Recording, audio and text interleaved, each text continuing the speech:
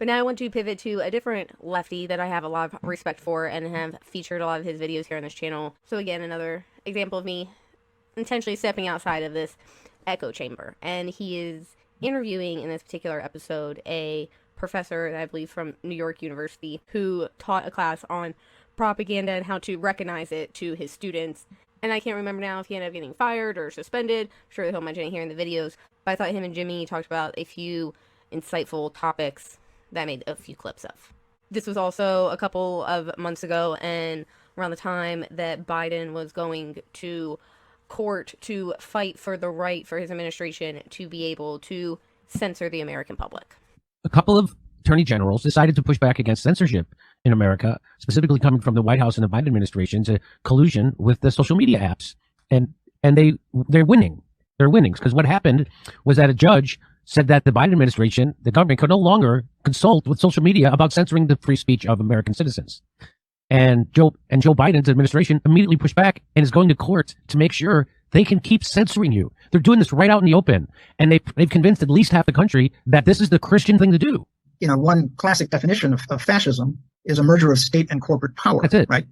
And that's what this is. We're talking about the social media titans working in collusion with the White House. And of course, they also work in collusion with the Department of Defense and other powerful federal interests. This is fascistic. This is fascistic.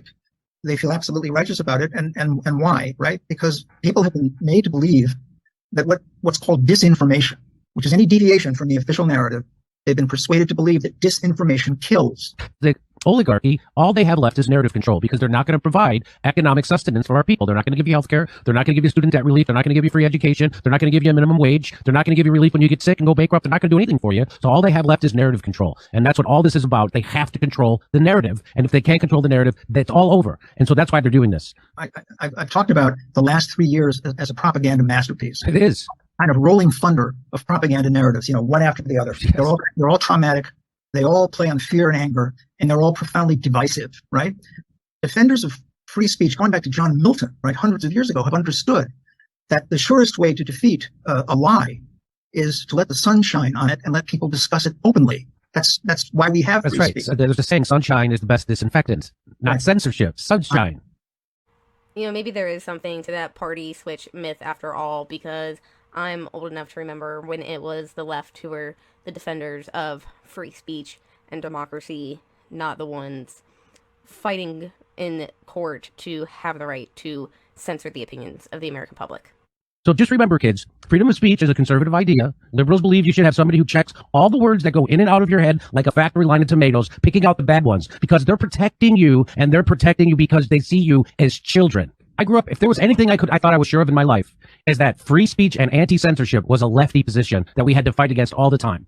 And I also thought that being anti-war and pro-peace was a lefty position, and being pro-worker was a lefty position. Now with Joe Biden and these new Democrats, free speech is conservative, anti-censorship is conservative, being anti-war is conservative.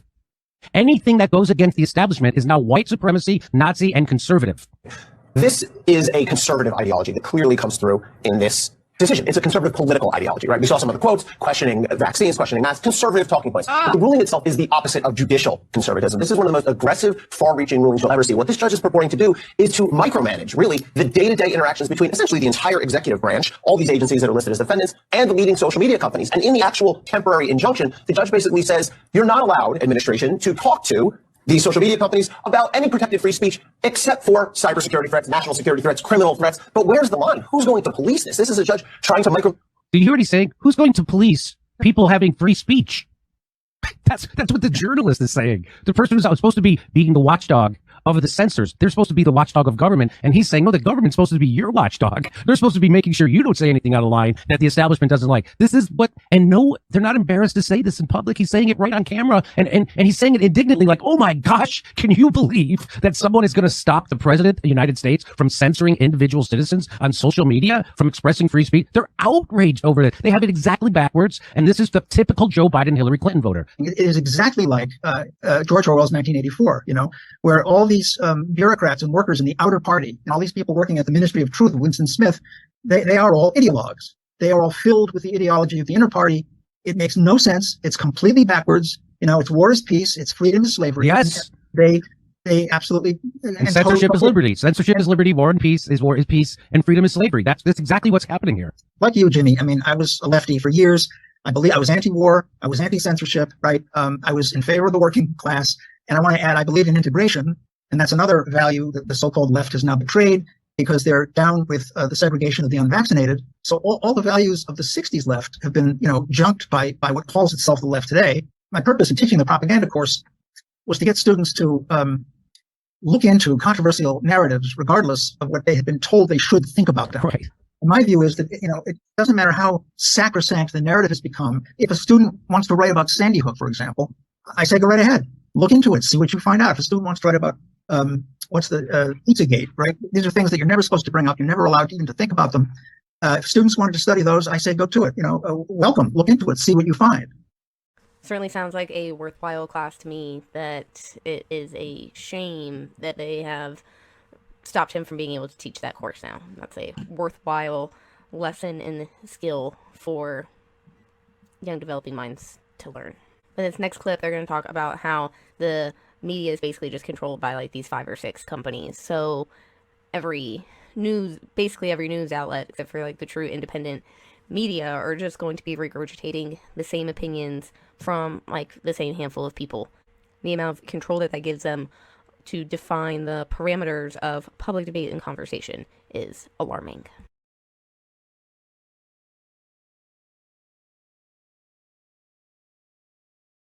The left press is owned by the same people who own the right press. So they work for the same people. There is no lefty press in America. Mother Jones is a corporate rag working for the war machine. That's how bad it's gotten. There is no lefty press in America, so that's why you're attacked. We only have right-wing or corporate press. But a lot of those outlets are also funded by the Ford and Rockefeller Foundation. Yeah, the establishment. And, those are long-time pass-throughs for the CIA. That's right. But as the media has become increasingly dominated by a corporate cartel, it has also tightened its covert relationship with what we call the deep state. Its closeness to the CIA and to the FBI and to the military has intensified. So it is not just the owners, the interlocking corporate boards, the corporate sponsors. It isn't just those entities that call the shots. It's also the CIA, which since the 50s in Operation Mockingbird has, had a kind of an iron grip around the media, even back when it was far less concentrated than it is today. If you dissent, you are a conspiracy theorist, but that doesn't mean what it did when that phrase was first weaponized by the CIA. The reason why we all use the phrase conspiracy theory today is because in 1967, before which time the phrase rarely came up in the American press, in 1967, the CIA sent all its station chiefs worldwide a memo 1035-960, which explained that the CIA had a concern. The concern was that there were books analyzing and basically demolishing the Warren Report. There were people like Mark Lane, who wrote Rush to Judgment, people who had written books criticizing the official story of the assassination of JFK, and also going around the country lecturing to college students and so on. And even, Jim Garrison, the district attorney of New Orleans, went on the Tonight Show with Johnny Carson and, got the studio audience on his side in saying that the Warren Report is not credible. We need a new commission.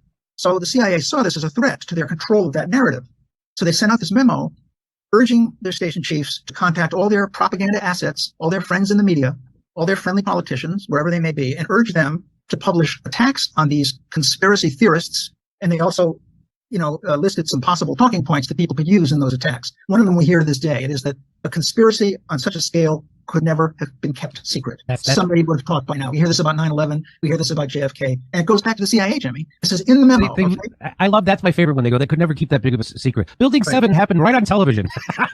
That idea that, they could never get a secret. Look at the lies of COVID. COVID was one big lie.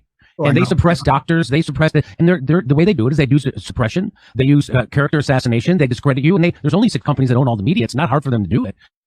The last clip of Jimmy and the professor, they're going to talk about Noam Chomsky, who was a hero on the left.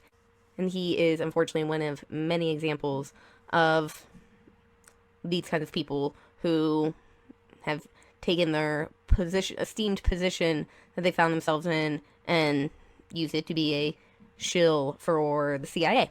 And that's why I try to not put too much faith or credit into any of these individuals. I'll show clips when they say something that I think they make a good point, that they just articulated it better than I have. But I'm maybe sometimes disappointed, but never surprised when these people turn out to push CIA talking points. That is the core issue, it seems to me, is the fact that this country has, since 1963, basically turned more and more into an oligarchical hellhole, that the military is running, wars all over the world, that the intelligence agencies are running rampant. Since Trump was placed in the White House, the CIA and the FBI came to be revered by the left. Yes. Yes. How did that happen? This is propaganda. That's how it happened, by propaganda. As you know, that's how it happened. There's only 6 companies that control every radio show, television show, every movie that gets made, every newspaper, every magazine. It's controlled by 6 corporations, which means it's a handful of billionaires, which means it's about 15 guys who are controlling everything that happens in this country and our foreign policy also. And that's thanks to Bill Clinton in the 1996 Telecommunications Act, which took us from 50 giant media companies down to 6. And that's why they can control the propaganda so elegantly now, and why they were allowed to go through something like COVID for 3 years, where it was one lie after another, and anybody who pushed back against it was immediately ostracized and kicked out of polite society. Even pricks like Noam Chomsky were telling people if you weren't unvaccinated, you should be separated from society. And when asked how they would get food and water, he said that was their problem. And he still hasn't apologized for it, which shows you that Chomsky lacks the character of the same people he's critiqued his whole life. He is one of them. That's how he knows them. That's a real evil that he's committed. But Chomsky's just as he suffers from just a lack of integrity as the people he's critiqued his whole life, it turns out. I know Chomsky. I used to teach his books. I thought very highly of him. And there were some things he wrote that are, to this day, quite valuable. Let's remember, this is a guy who created a big controversy because he wrote the preface to a book by a Holocaust denier in France. The Chomsky wrote the preface to make the point, and it's a good point, that if we believe in free speech, we should entertain any kind of an argument, etc., right? But there was something about him, even all those years ago, that didn't sit right with me. And as I became more, familiar with the necessary counter-narratives of American history, my unease with him has grown. He was completely dismissive, indeed contemptuous, of anyone who argued about the likely conspiracy behind the assassination of John Kennedy. He was contemptuous of that idea. He shrugged it off, yes. Which is what the CIA wanted people to do. That's right. He was also completely uninterested in the more than likely government assassination of Martin Luther King. He had no interest in that. He was also dismissive of Bush Cheney's election thefts. I had email arguments with him about this, and he's contemptuous of 9/11 truth. I can't help but be suspicious of a leading leftist intellectual who would take such denialist positions about some of the most significant state conspiracies of the post-war era. The left has been remiss in looking into those things. There's some things not right with Chomsky, and he's super suspect, and he lived long enough now for us to see through him. You either die a hero or you live long enough to see yourself become the villain.